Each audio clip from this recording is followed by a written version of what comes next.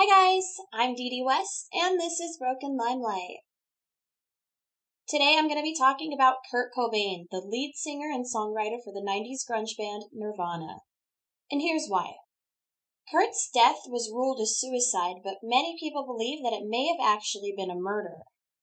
Some believe that Kurt's wife, Courtney Love, may have even had something to do with his death. So I want to share what I found in my deep dive of the investigation and tell you guys a bit more about Kurt's life leading up to his relationship with Courtney and then his death. Kurt Cobain was born on February 20th, 1967. His parents were named Don and Wendy. Kurt was the first grandchild to be born to either side of the family, so everyone was really excited, and he had a lot of love and attention growing up. Kurt's father, Don, was a handsome guy with an athletic build, and he wore these Buddy Holly-like glasses that gave him this kind of nerdy look. His mom, Wendy, was beautiful. She was said to look and dress just like Marsha Brady, which I think that's just the cutest thing to picture. So Don and Wendy were high school sweethearts, and they lived on a budget, but they always made sure that Kurt had nice clothes growing up. He was really artistic from a very young age. He drew really realistic drawings. For example, Kurt's paternal grandfather was a pretty crusty old dude, and when Kurt was 6, he showed him a drawing he had made of Mickey Mouse. And his grandpa was like, "You traced that." And Kurt was like, "I did not." And his grandpa handed him a piece of paper and pencil and asked him to show him how he did it. So Kurt sat down and drew a near-perfect drawing of Donald Duck without looking at any reference picture or anything. And then he moved on and drew another picture of Goofy. When Kurt was in 2nd grade, his parents and teachers started to discuss how incredibly hyperactive Kurt was and how maybe there was a medical root to it. So they consulted a pediatrician, and at first they cut sugar from his diet, and when there was no improvement, they started treating him with Ritalin for ADHD. This was 1974, and even then, this was a really controversial decision. He was on Ritalin for 3 months, and everyone in the family had their own opinion about whether it was helpful or harmful. In 1976, shortly after Kurt's 9th birthday, Wendy told Don that she wanted a divorce. Supposedly, she just kind of announced it to him and then sped off in her Camaro, leaving him to explain it to the kids. Don was crushed. And Kurt's childhood was really rough after the divorce. His parents both remarried to people that Kurt wasn't crazy about. And Kurt kind of ended up getting passed around from house to house because he was a pretty angsty teenager and he was getting into a lot of trouble. And his parents and grandparents would pretty much, at one point or another, decide that they couldn't handle him anymore and they passed him around. And so he moved from his dad's house to his grandparents' trailer to his uncle's house to his mom's house and was homeless for a little while. So he went from having this really loving family and really happy childhood to him being moved around and nobody really having any space for him, either physical or emotional. By all accounts, the divorce had a huge impact on Kurt. But the narrative that's been created since Kurt's death is that he's pretty much been suicidal since his parents' divorce. So that's the part that's up for debate. From what I can see, nobody really had concerns about Kurt being suicidal, not even Courtney, up until 1994, which was the year that Kurt died. Kurt had a dark sense of humor, and sometimes he would speak lightly about pretty dark things, and that's just how he was. So, like, for example, there was a track, "I Hate Myself and I Want to Die," and after Kurt's death, people were like, "Oh my god, that was a sign. How did we not see that?" But truthfully, Kurt just talked like that. That was how he joked. Like, if somebody was like, "Hey, Kurt, how's it going?" Kurt might be like, "Oh, I hate myself and I want to die." But that's literally just how Kurt talked. He did play sports in school for a little while, but he was pretty much doing it just to please his dad. He started wrestling, which made Don pretty happy, but Kurt started losing interest and ditching practices, and it seems like he was a pretty lazy kid. And he was kind of small and skinny, so he had to work especially hard because of his size, and he was not into that. So Kurt has this story about how Don went to one of his wrestling matches, and Kurt decided to send his dad a little message. The way Kurt tells it, he waited for the whistle to blow, and then he looked his dad right in the eye and clammed up, just put his arms together, and let the other guy pin him down. Supposedly, he did this 4 times, Dawn denied this ever happened, and Kurt's friends say that they don't recall that happening. However, Kurt's grandpa Leland recalled that Dawn told him about it after the match, saying, "This little shit just laid there. He wouldn't fight back." Once the narrative got out that Kurt was always suicidal, everybody started saying things like, "Look at the signs. There were signs everywhere," and looking at everything he did under a microscope. A lot of documentaries and biographies push this narrative. But truthfully, it seems like up until the moment Courtney said it, nobody had any legitimate concern that Kurt might be suicidal. So let's talk about Courtney Love for a second. Courtney Love had a pretty rough childhood too. According to Courtney's mom, as well as one of her father's girlfriends, they both said that Courtney's father, Hank, had once dosed Courtney with LSD when she was just a toddler. He denied this, but he still lost custody of her. Courtney got into a lot of trouble as a teenager. When she was 16, she became legally emancipated, so Courtney also had, nobody there for her as a teenager. But she received, a support payment of $800 a week, which today would be equivalent to about $2,000. Supposedly, Courtney would use this money to insert herself into the music scene. She would, show up with a shit ton of acid or drugs for everyone. So Courtney's, widely known for being violent and a huge bitch. According to an ex-boyfriend of hers, Courtney had a guy she would pay $100 to beat up anybody who pissed her off. Now, there's no way to know if this story is true or not, but that is a story that's out there. So Courtney and Kurt met at a Butthole Surfers concert and immediately bonded over their love of heroin and fucking. And then they were inseparable. According to Courtney, she was going after him for a while, but he was clueless of the attention that women would give him. She says that she was sucking the dick of this other manager, and she got him to give her tickets to the Butthole Surfers, and she wanted to go so she could see Kurt. So she went and she seduced Kurt, and then she was just like, "You're my boyfriend." And he was just like, "Okay." Interestingly, Courtney thought that she would be more successful in Hole than Kurt would ever be, even after the success of Nevermind. So it turns out that Courtney is actually the one who insisted on a prenup. Courtney and Kurt both used heroin, but supposedly she only used $20 worth a day, and Kurt would use something like $400 worth a day. Allegedly. I also do want to mention that Courtney has admitted before that when she was pregnant with Francis Bean Cobain, she used heroin at the beginning of her pregnancy. Now, she's kind of recanted that and said that they misquoted her, but again, that's information that's out there, and Courtney's kind of full of shit and just hard to understand. Anyway, so Kurt had these terrible stomach pains ever since he was a kid, and he said that he needed the heroin to self-treat it. He used to say that heroin was the only thing keeping him from blowing his head off, but there was a point where the stomach pains went away, and he continued to use. A lot of people also think that he used heroin to cope with the fact that he was so introverted and didn't like the attention that he got from stardom. And yeah, that's true that Kurt wasn't completely comfortable with the attention, but he did always want to be a star. I mean, he wanted to play music for a living, and I think he loved being recognized for his talent and his work. I think he wanted to be brilliant. What I think he didn't like was being treated like a star, like a center of attention. I think it was too much pressure on him, and Courtney would later insist that Kurt was Nirvana, and I think that didn't really help with his anxieties. But Kurt never turned away his fans. He would see kids wearing Nirvana t-shirts, and he'd go up to them and be like, "Hey, I'm in Nirvana, do you want an autograph?" It was the media that he really wasn't into. In the months leading up to Kurt's death, he reportedly had numerous overdoses that did not result in hospitalization, and Courtney was always the one to resuscitate him, according to Courtney. After Nirvana's album Nevermind came out, the royalty checks started coming in, and Courtney noticed that Kurt and his bandmates were all making the same amount. Courtney freaked the fuck out. She thought that Kurt should make way more than everybody else because he was the principal songwriter. Of course, Kurt didn't really care about the money too much, so they had originally agreed to split the money 3 ways, and nobody minded. It wasn't until Courtney butted in that Kurt decided to ask for more money.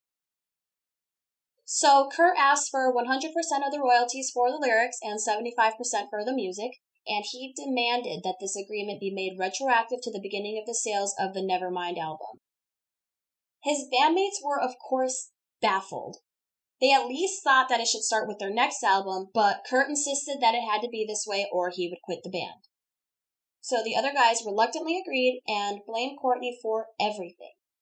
Things were never the same after that. The friendship wasn't really there. So now that they had money, Courtney insisted that they had to live in a big house like superstars.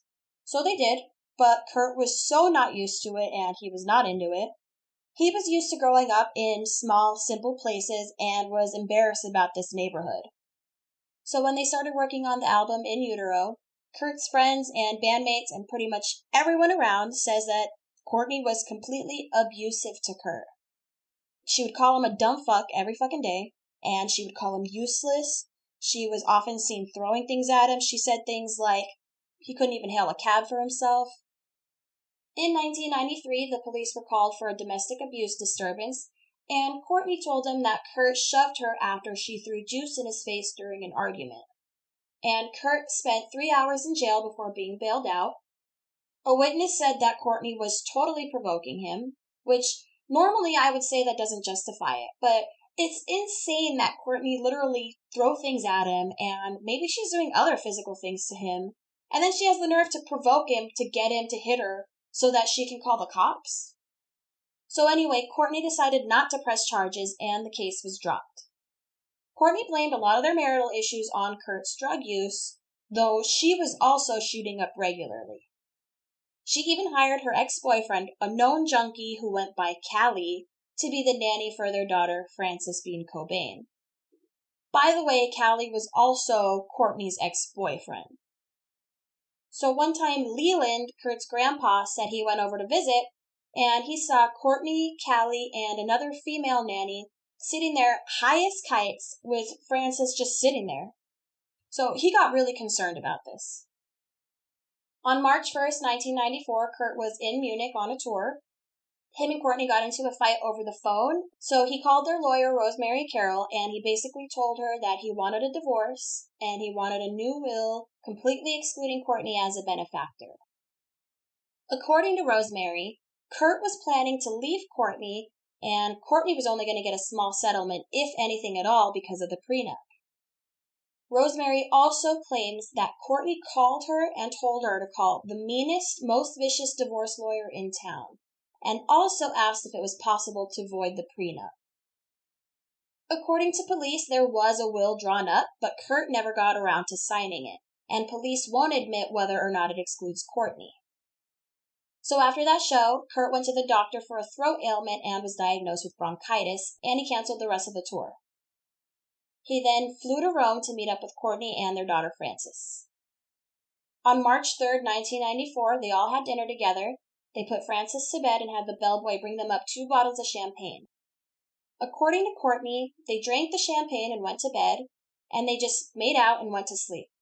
She says that she woke up at like 4 a.m. and rolled over to fuck him, and he wasn't in bed. She found him on the floor completely unresponsive. At about 6 a.m., she had the hotel staff call 911, and they arrived at the hospital at about 6:30. It's interesting to note that it took about 2 hours for her to have somebody call 911. I also find it interesting, and this may not mean anything to anybody else, but there's this photo of the moment when they arrive at the hospital and the ambulance doors open up, and you can see Courtney inside with the full face of makeup. I just think it's interesting considering she literally just woke up at the butt crack of dawn and found her husband unconscious, and the time frame of it all makes me wonder if she did her makeup before or after she called for help.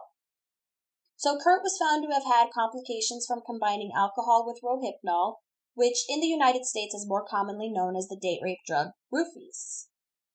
In Europe, however, it can be prescribed for insomnia and as a pre-anesthetic.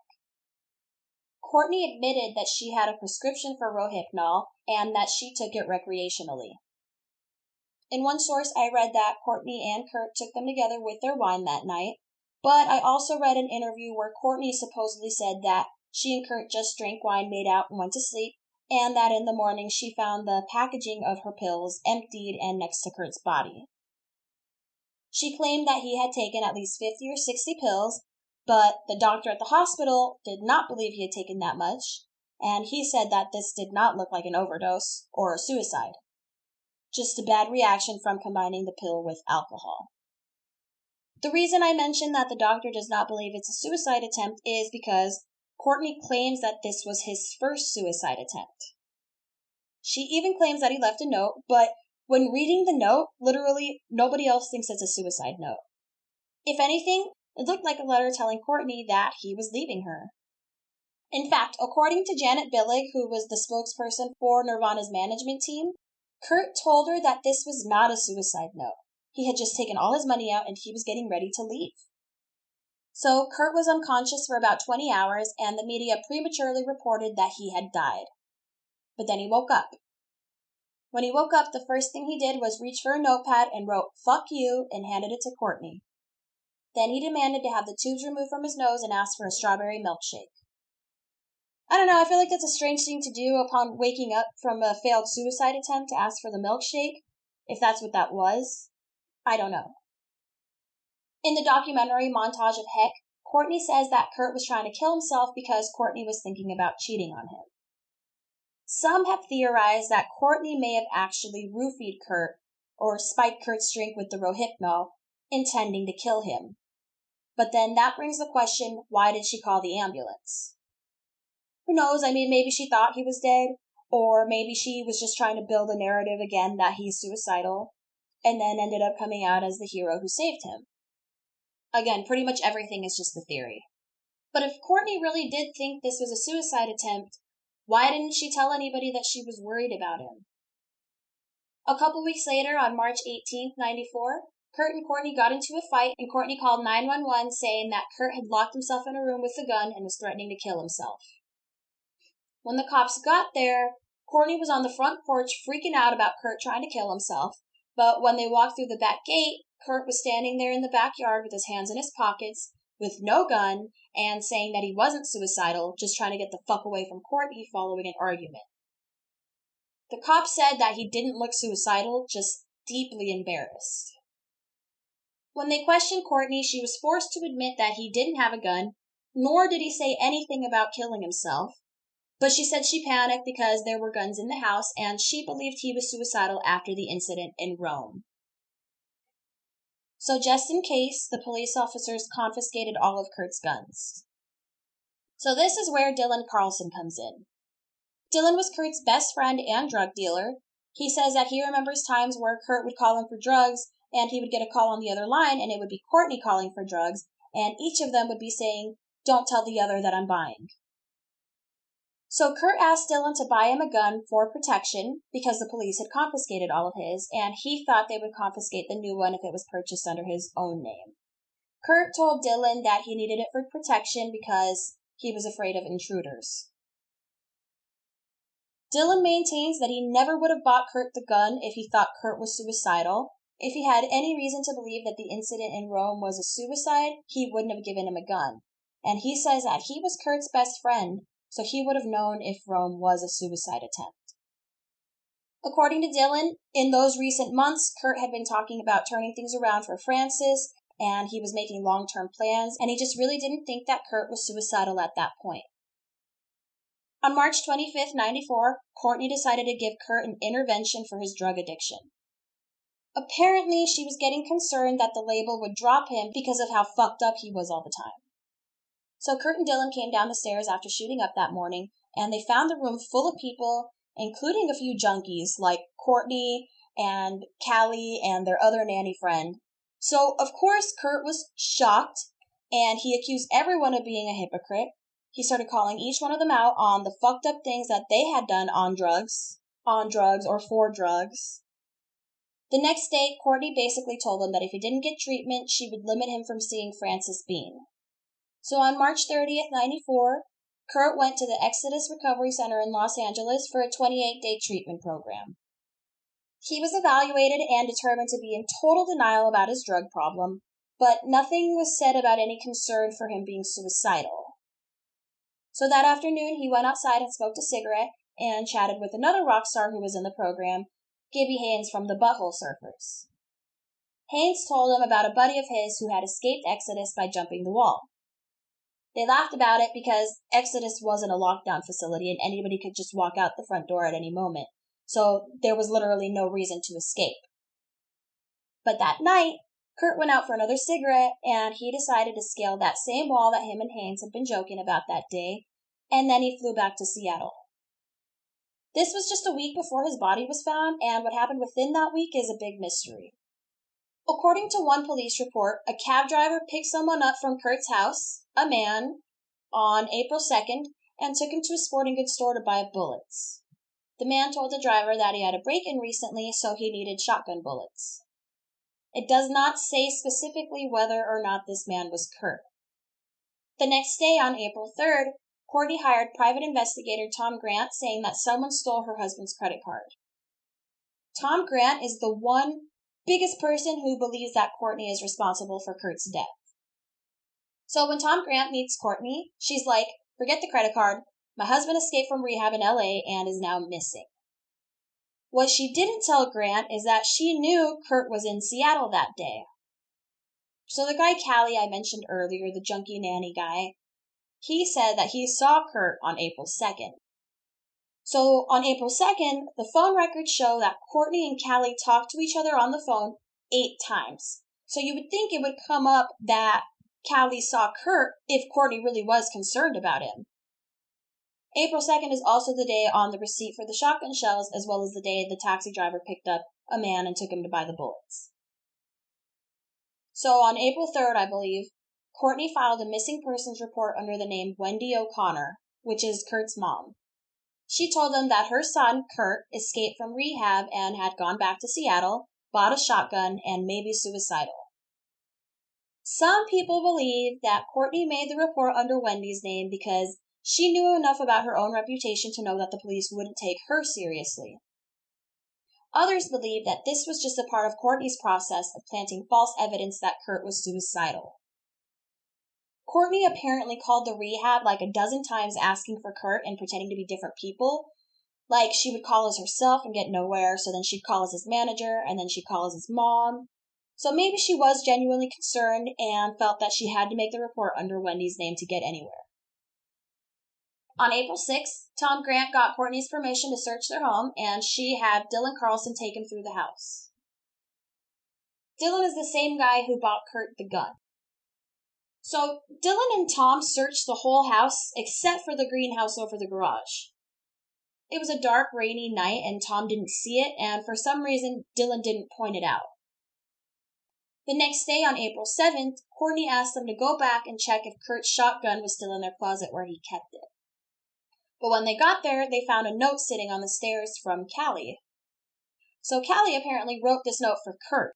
It says, "Kurt, I can't believe you managed to be in this house without me noticing. You're a fucking asshole for not calling Courtney and at least letting her know that you're okay. She's in a lot of pain, Kurt. And this morning she had another accident, and now she's in the hospital again. She's your wife, and she loves you, and you have a child together. Get it together, or at least tell her you're okay, or she is going to die. It's not fair, man. Do something now." Oddly, Kurt had already been dead for at least a day by this point. Again, Tom and Dylan were just there the night before, and the note wasn't there. It's believed that Kurt most likely died on April 5th.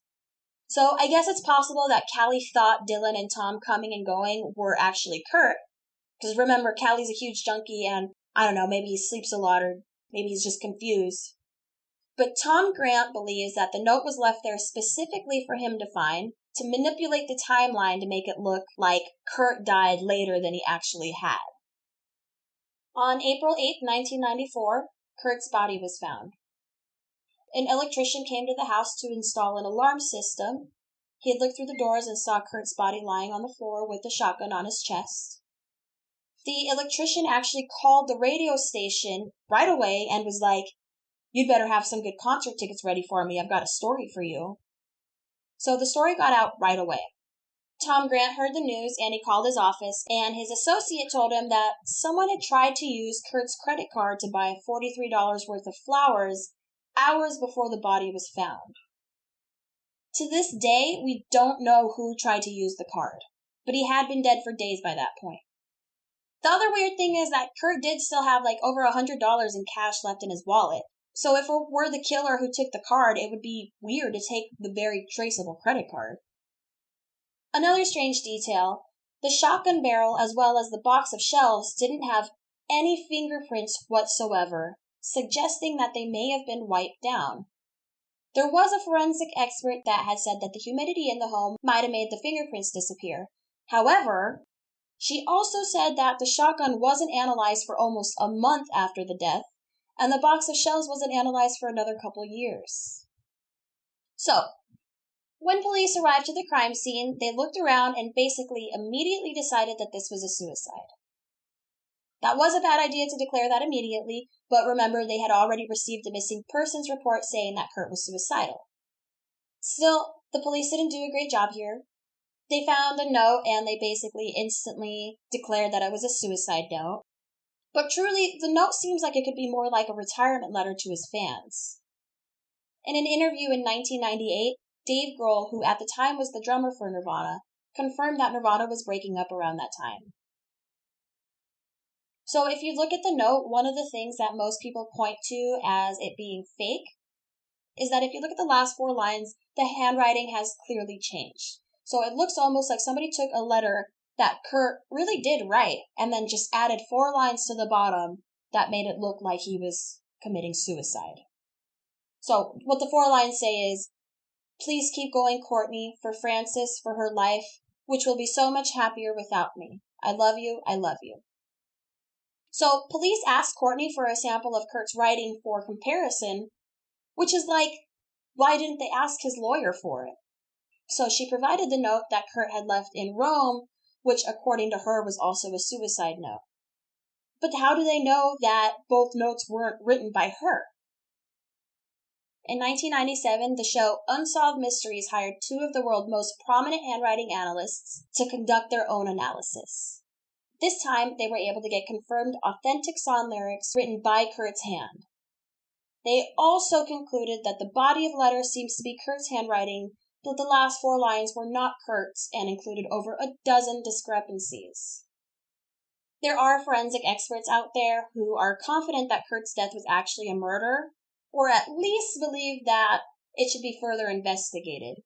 The fact that the cops touched the body more than twice before the coroner arrived, once to take the ID out of his wallet and once to take the gun out of his hands, that's like a big no-no, and they shouldn't have touched anything. But even worse, the investigator actually declared that this was an open and shut case of suicide. So, the chief medical investigator who performed the autopsy on Kurt and declared that this was a textbook case of suicide, his name was Dr. Nicholas Hartshorn, and he was actually friends with Courtney Love in the LA music scene in the 80s. So that's interesting.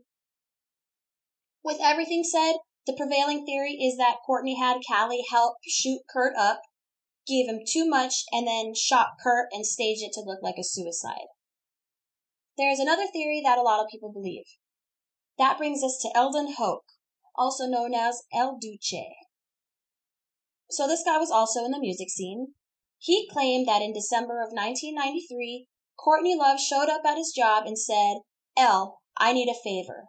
My old man's been a real asshole. I need you to blow his fucking head off." This was corroborated by El's co-worker who was there. According to El, Courtney offered him $50,000 to do the job. Apparently, the guys didn't hear anything about this afterwards, so they assumed it was a joke, until late March 1994, when Courtney called El's job looking for him and saying she had a job for him, but El was actually touring with his band and didn't get the message. According to Tom Grant, El Duce took a lie detector test and was determined to be telling the truth about being offered $50,000 to kill Kurt. Now, lie detector tests aren't foolproof and they're not admissible in court, but it's just interesting to note that this guy did go and sit down and tell the truth. Interestingly, El Duce died less than a week after being asked to interview for the documentary Kurt and Courtney. He went on to explain that he knew who killed Kurt. So, he was clearly drunk in this interview, and he mentions a guy named Alan, which was clearly an accident, because then he's like, My friend. So Alan was a violent dude who went by the name Alan Rich. He was known for random acts of violence. Supposedly, Al didn't have the stomach for murder, so he set up Courtney with Alan.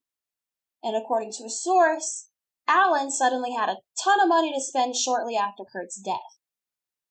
Alan was also known not to let things go. So the story goes that Alan was pissed that Elle named him on the interview.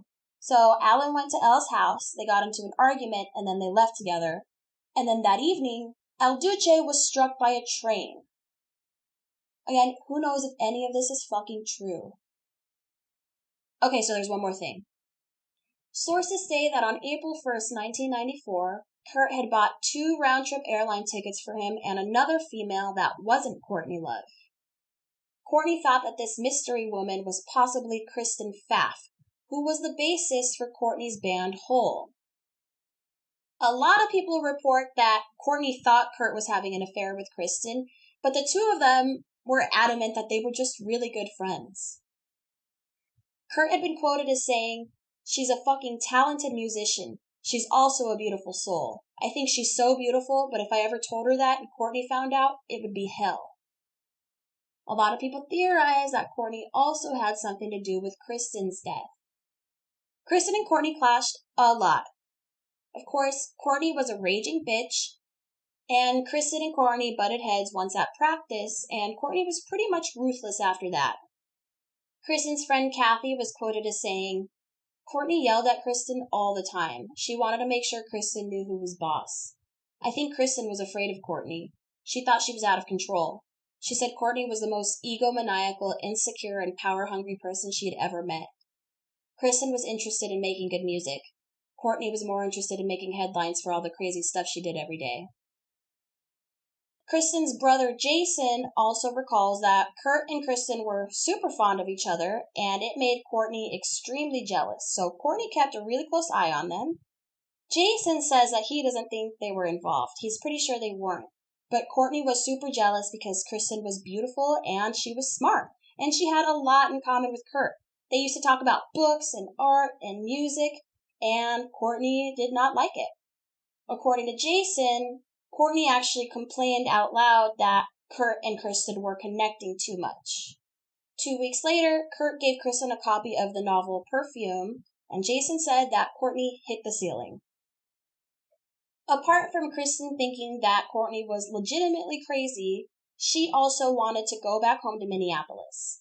She thought the Seattle scene was detrimental to her, like she had dabbled in drugs before moving there, but it was this music scene and her new circle of friends who made it hard for her to quit using, and she became addicted to heroin. So in March of '94, after nearly a year of living in Seattle, she moved back to Minneapolis. When she found out that Kurt died in April, she was deeply affected.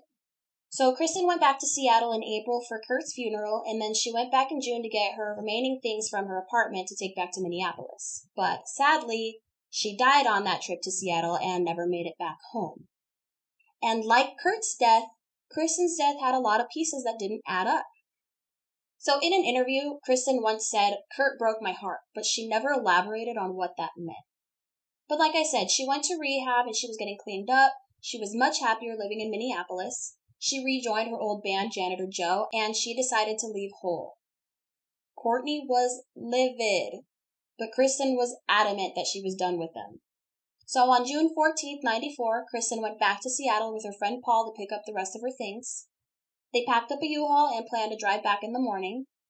At about 8 p.m., Paul offered to sit in the U-Haul and guard her things, and Kristen was going to take a bath before going to bed. So a few minutes after he went to go sit in the U-Haul, he saw Eric Erlandson show up. Again, Eric is the guitarist for Hole and Kristen's ex-boyfriend. So Paul saw Eric go into Kristen's apartment and leave after about 30 minutes. At about 9:30, Paul went back to the apartment to check on Kristen and knocked on the bathroom door. He apparently heard her snoring and just left, because I guess she often fell asleep in the bathtub. I thought that was kind of weird, but he went back to the truck to go to sleep. In the morning, he went back to the apartment to see if Kristen was ready to go. He noticed the bathroom door was still locked and Kristen was still inside there and she wasn't responding. So he kicked the door down. She was in the bathtub unconscious, just like 1 or 2 inches out of the water. So Paul called 911. The police found a makeup bag with what they called syringes and narcotic paraphernalia. The police immediately declared this as an accidental overdose, and again, the medical examiner called this an open and shut case, similar to what was said about Kurt's death. And who was that medical examiner who performed Kristen's autopsy? Nicholas Hartshorn, the same guy who performed Kurt's autopsy. Kristen's mother doesn't think it was an overdose at all and urged the police to investigate it further, but they straight up told her that they just don't investigate overdoses, and this was an open and shut case. Courtney was quoted as once saying to Kristen, "You fuck my guitar player, constantly make eyes at my husband, and now you're telling me how to sing? Just don't fuck with me because you'll regret it forever."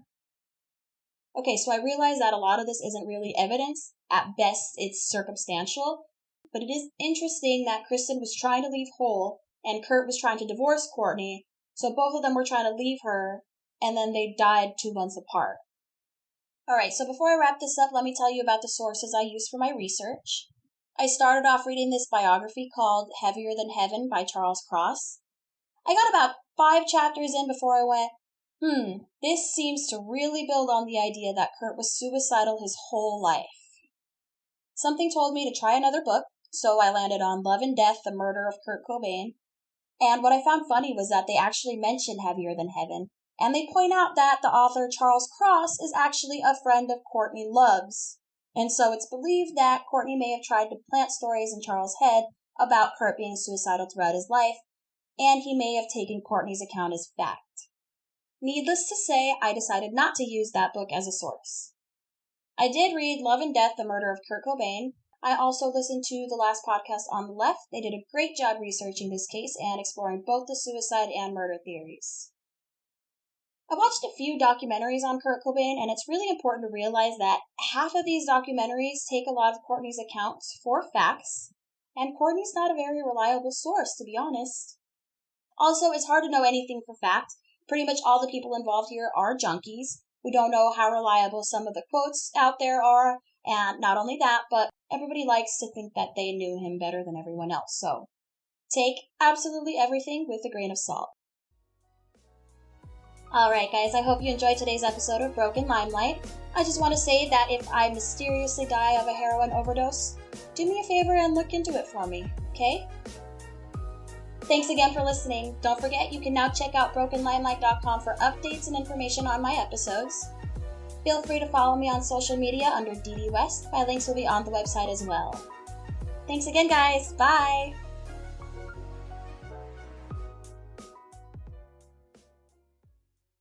Today's episode is brought to you by Hunt a Killer. Hunt a Killer is a monthly mystery subscription box that's truly one of a kind. It's basically like a crime case in a box. It comes with case files, codes to decipher, detailed backgrounds about the suspects and the victims. There's evidence for you to evaluate. It tells an immersive story of a whole crime case from beginning to end. It's kind of like an escape room in a box. You can do this by yourself, or you can team up with a buddy, or do it for like a game night or even a date night. You can take a little break from technology and immerse yourself fully into this box, or if you prefer to be more of a high-tech investigator, you can join online communities and talk to other Hunt a Killer players about clues and stuff. Hunt a Killer also shares part of its proceeds with the Cold Case Foundation, which helps with real-life cold cases.